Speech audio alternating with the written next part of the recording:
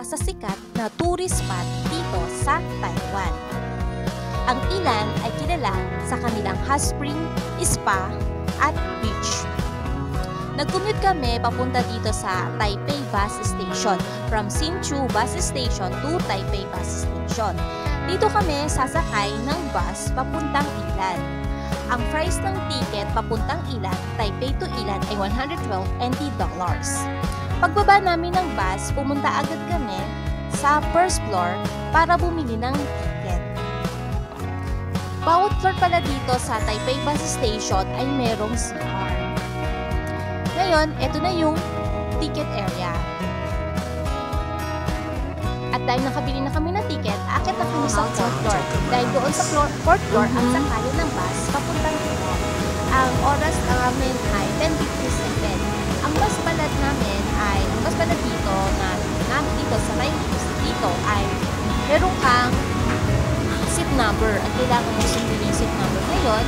At dahil medyo maaga pa kami nakarating dito sa Taipei Bus Station, ay nagpapahinga muna kami doon sa kanilang upuan, waiting room.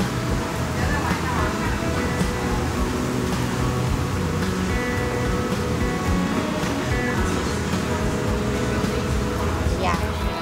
So, habang naghihintay kami sa waiting area, bumili muna ang asawa ko, si Lau Pong, ng black tea. Gusto ko tong black tea kasi mura lang siya, 15 NT dollars. Binili niya doon sa vending machine. Habang naghihintay kami, at ngayon, dumating na yung bus at on time siya. Yung dala namin na maleta, na luggage, ay ilalagay namin doon sa loob ng bus. Ang mga bus dito, karamihan sa Taiwan, ay mukhang bago. Ang bus ay air condition. Tapos, sa baba mo ilalagay yung dala-dalang luggage. At pagkatapos, pwede din kayo mag-charge sa loob ng bus. Meron silang USB sa may at syempre, meron din silang CR. Ang biyahe papuntang Ilan, Taipei to Ilan is almost 1 hour lang.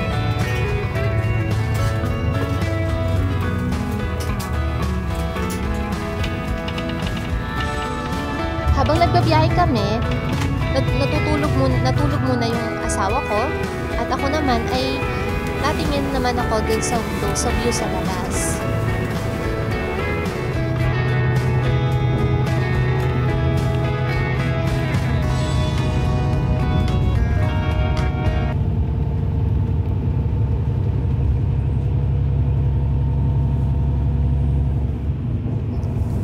Bumili pala kami ng McDo kasi dahil sobrang aga namin nagising, wala na kaming oras kumain ng breakfast. Kaya nag-take out na lang kami.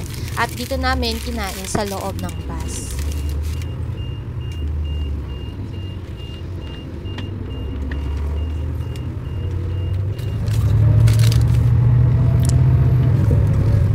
Nandito na kami sa Ilan Bus Station. Dito sa Ilan Bus Station, malapit lang dito yung train station. Sobrang lapit lang, walking distance. At dun sa tabi ng train station at saka ng bus station ay meron namang mga shop na nagpapa-rent ng motorcycle. Kung gusto nyo mag-rent ng motorcycle ay pwede. Kailangan lang ng inyong. So ngayon maglalakad na kami papunta sa aming hotel.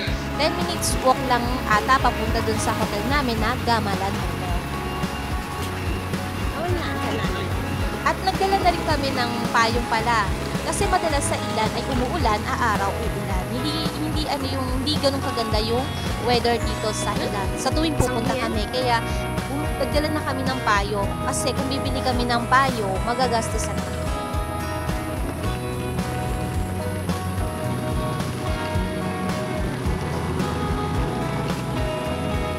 Ayan, ito ang kanilang Ilan Bus Station.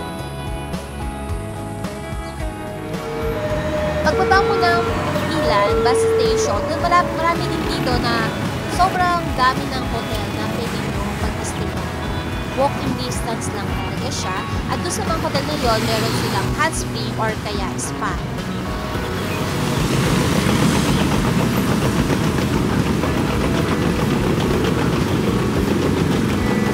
nakuha namin hotel ni Laupok is one night $7,000 dollars. Overnight, meron siyang spa, hot spring, ano pa ba? Hindi ko natandaan. Tapos, meron siya included na meal, breakfast, at mababait naman yung mga staff nila dito sa Gama. Kasi yun, ito yung kanilang front desk. Parang hindi ata Taiwanese yung kanilang staff. At dahil maaga kaming nakapag-check-in, naglaro muna kami nitong Wawa. Then,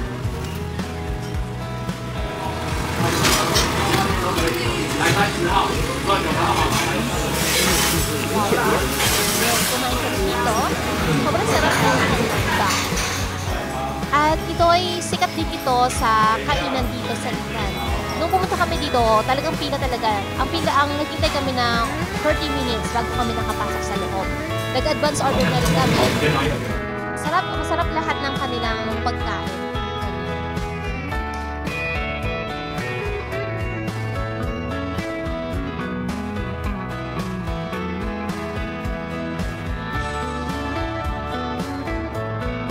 Tapos namin kumain, nagpunta kami ng Watson. Siyempre, hindi mawawala yung Watson.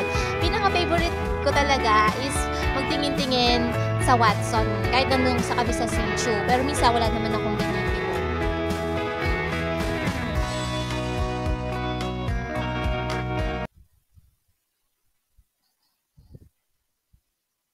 Pagkatapos namin mag-Watson, nag-coffee break muna kami ng aking langkong. So, dito, twice na kami napunta dito sa shop na ito kasi sobrang linis at ang ganda ng kanilang coffee shop.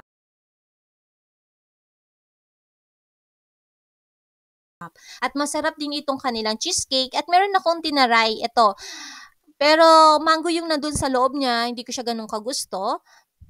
Then, tapos na kami mag-coffee break. Nag-check-in na kami ngayon dito sa aming hotel, sa Gamalan Hotel.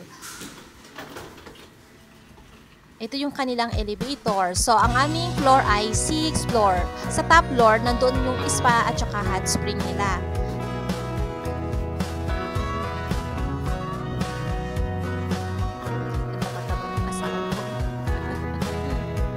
So, ayun na. So, pag nagulat ako kasi tapat lang ng elevator yung aming kwarto. So, hindi na kami naglakad pa ng malayo. Konti, tapat lang talaga siya. So, bago kami pumasok sa hotel, pag nag-check-in kami, nag-knock kami ng 3 times bago namin i-open yung door. Swipe yung card, then open mo yung door. Ayun na. Tapos yun na. Na-surprise ako. Ang laki ng room. Ang ganda, ang linis, ang laki din ng CR. Pwede ka may hot spring. Malaki yung CR talaga. Ayan. Ayan yung CR nila.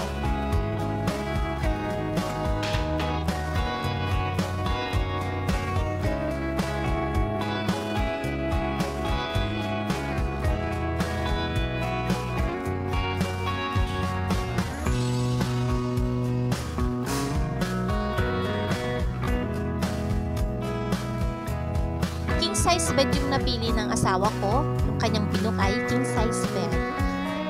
Sobrang ganda. Ang laki din ng TV. Ang cute ng design nila. Tapos meron din free sleeper. Pero hindi na namin inuwi yung chinelas. Ayoko kasi mag-collect ng ganyan dahil nai-stock lang sa bahay. Then meron silang blower. Tsaka ito. Yan. Sinuot namin yan pag akit namin doon sa top floor. Ano ba tawag dyan? So, yun na yun. Meron silang coffee machine. May, ayan. Ayan yung istura ng kwarto dito sa Gamalan Hotel. Maganda yung hotel. Ayan, meron pa silang utensil. Kung inom kayo ng wine, meron silang glass. May para sa coffee. Meron din silang para sa tea. May fridge din. Mayroon kaming free 2 bottle of water. So, nag-book pala yung asawa ko doon sa top floor ng private hot spring. So, ang pwede mo siyang gamitin ng 45 minutes na 2 lang kayo doon sa private room na yon. Tapos, after ng 45 minutes, pwede ka naman mag-spa doon sa labas.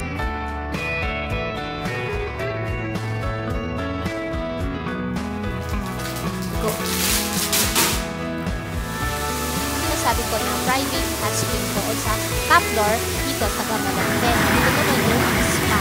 Walang ganong kadaming tao dito sa Gamalan Hotel, sa spa, kaya okay na okay. Kasi ito yung malaking pool.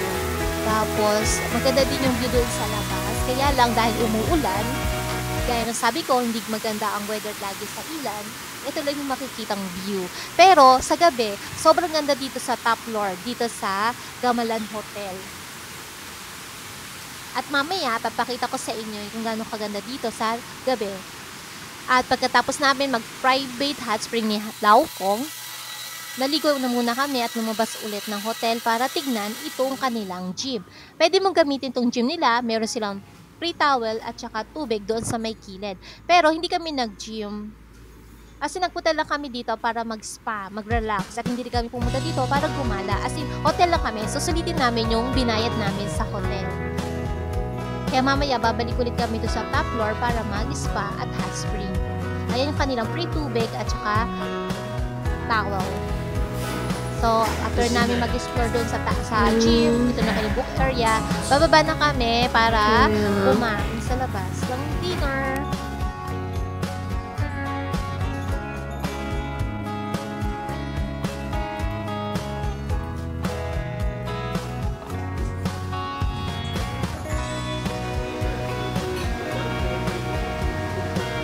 Marami namang makakainan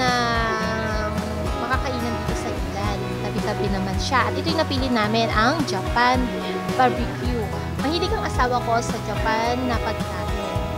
So, ito yung kaming in-order at sobrang sarap nito clams nila. I really like it. Masarap din yung barbecue. Halos lahat masarap siya. Medyo pricey nga lang, pero okay siya. Swak. Then, masarap din yung drinks nila.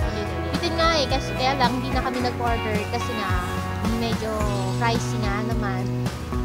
Sarap siya. At meron pala kaming free tofu. Binigay nung may-ari sa amin. No, diba? Ang sarap din ito ng squid.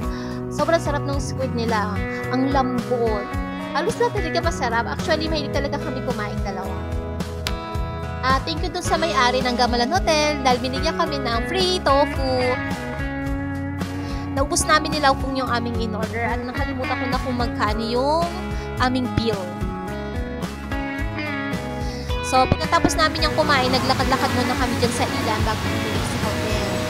Okay, kasi sobrang busog kami. So, ayan, bumalik na kami ng hotel at sinuotan namin ito. Babalik ulit kami doon sa taas. So, ito na yung itsura niya sa gabi. Sobrang ganda. Gawa nung kanilang ilaw. Green, blue, red. Yan, enjoy na enjoy. Pero hindi na kami nag-book sa private hot spring kasi na-try na namin yon. Jacuzzi. Kung wala kang dalawang swimsuit, pwede kayong bumili dyan. Pero hindi silang locker.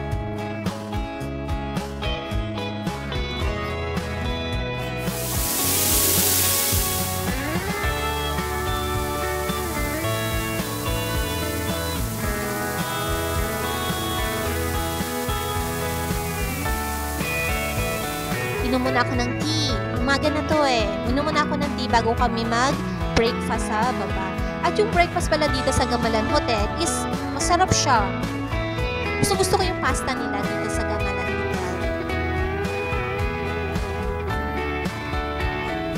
Meron din palang pre-mansanas sila, pero hindi na namin nakain. Hindi na rin namin.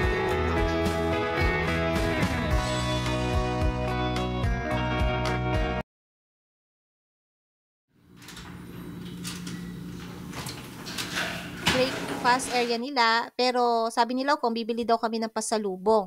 So, pumunta kami doon sa sikat na cake dito sa Ilan. Talagang pinupuntahan ito ng mga tourists. So, lakarin muna natin. Ito yung sa labas ng hotel namin. Sobrang aga niyan, 11 a.m. Walang ganong tao, mga tulog pa yung mga tao dito. So, ito yung sinasabi ko na sikat na cake dito sa Ilan. Dito lang sa Ilan meron. Kaya, pagdating ng hapon, sobrang daming tao dito sa loob na hindi na kayo nagsisiksikan na talaga. At dahil umaga pa, wala pang ganong silang kadaming customer sa loob. Masarap. Lagi kami, pag napunta kami ng Ilan, nabili talaga kami ng cake dito. Before, gusto ko yung taro. Ngayon, ayoko na. Nagsako na ako sa taro. Bumili kami ng tinapay, tsaka mga pasalubong na parang pineapple.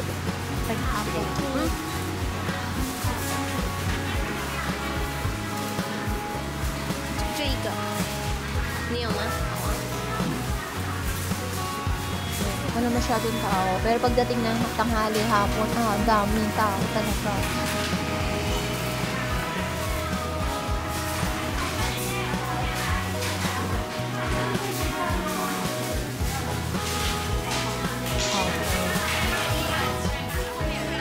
Ito yung aming pinamili, tapos pinadagdagan pa ni Laufeng. Sarap yung ito ng ano na to. Isang cake lang yung binili namin. So, ang total ata na pinamili namin pasalubong is nasa 800 at saka $880 ata, pero ang dami na. So, after na bumili sa lubong, pumili na kami sa aming breakfast. Yung mga stop nila dito sa Gamalan Hotel ay hindi lahat Taiwanese, iba-ibang lahi. Piling ko mga estudyante sila na nagpa-part-time dito sa Gamalan Hotel. So, ang pinaka nagustuhan ko lang dito sa breakfast nila, gaya na sabi ko kanila, ay ang kanilang pasta at saka yung soup curry. I-try nyo rin yung soup curry nila. Ang sarap. Masarap yung talaga yung soup curry. Nakadalawang balik ako sa soup curry. Ayan yung egg. Normal na sa breakfast ang egg. Ito, masarap tong isdang to.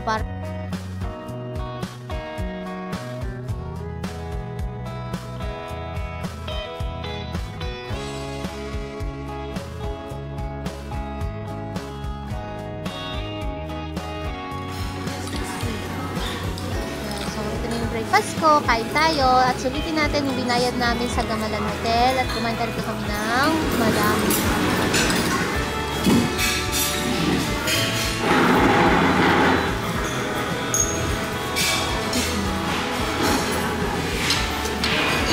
So, hanggang dito na lang po yung aking video.